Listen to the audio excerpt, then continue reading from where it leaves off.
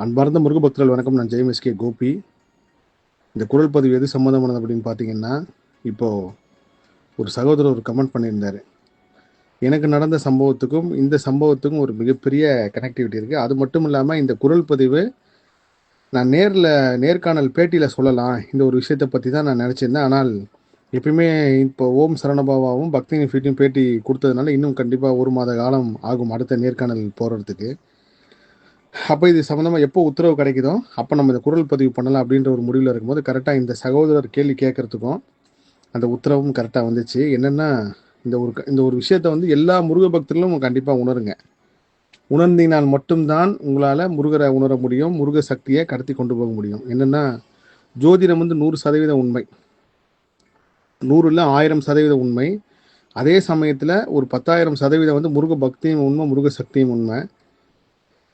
எனக்கு வந்து என்னோட குருநாதர் வந்து கடந்த ஒரு 15 நாளாக நான் அந்த கர்ம ஆராய்ச்சியில் சில விஷயங்கள் பண்ணிட்டு இருக்கும்போது அவர்கிட்ட ஒரு விஷயம் பேசும்போது என்னோட விதிப்படியோ ஒரு ஜாதகப்படியோ ஒரு விஷயம் ஒன்று சொல்கிறாரு.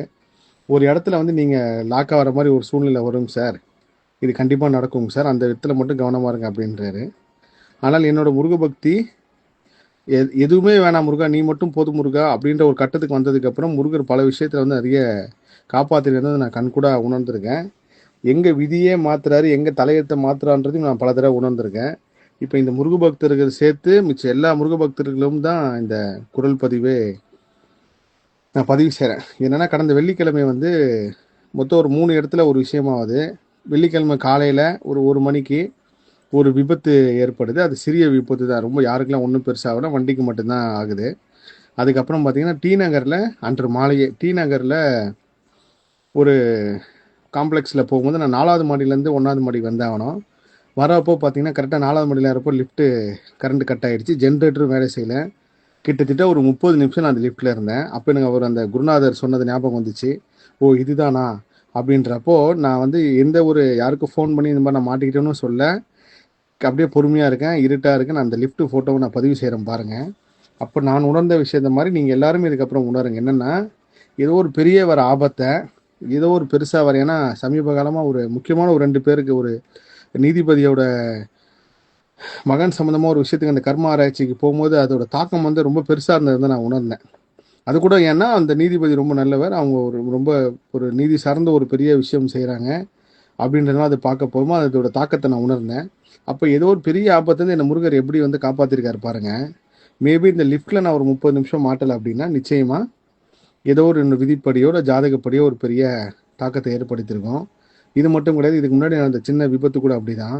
இப்படி தான் எல்லார் வாழ்க்கையிலையும் முருகர் வந்து ஒவ்வொருத்தரும் நம்ம ப்ரொடெக்ட் பண்ணி காப்பாற்றிக்கிட்டே இருக்காரு. ஆனால் நம்ம அதை உணர்றது கிடையாது.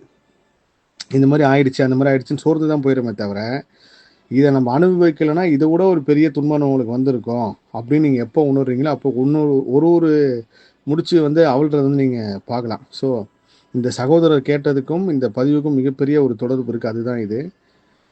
உங்களுக்கு வர துன்பங்கள் எல்லாமே கம்மி தான். நம்ம முருக பக்தியில் முருகர் சக்தி, முருகர் பக்தியில் கிடையாது, நீங்கள் எந்த தெய்வத்துக்குள்ளே போனாலும் அந்த தெய்வம் உங்களை ஒரு கட்டத்தில் வந்து நீங்கள் சரணாகதி அடையும்போது காப்பாற்ற ஆரம்பிக்கும். அப்போ நீங்கள் அனுபவிக்கிற துன்பம்லாம் ஒரு 5% தான். மிச்சம் 95% துன்பத்திலேருந்து நம்மளை இந்த 5% அனுபவித்து காப்பாற்றி நம்மளை கரை சேர்க்கின்ற போது என்றைக்குமே மறந்துடாதீங்க. இதை நீங்கள் உணரக்கூடிய விஷயம்தான். அந்த லிஃப்ட் ஃபோட்டோவை நான் பதிவு செய்கிறேன் பாருங்கள். நம்மளோட துன்பத்தை நம்ம அனுபவிச்சு தான் ஆகணும், அதுலேருந்து தப்பிக்கவே முடியாது. ஆனால் முருகர் நினச்சா திருத்துவார்.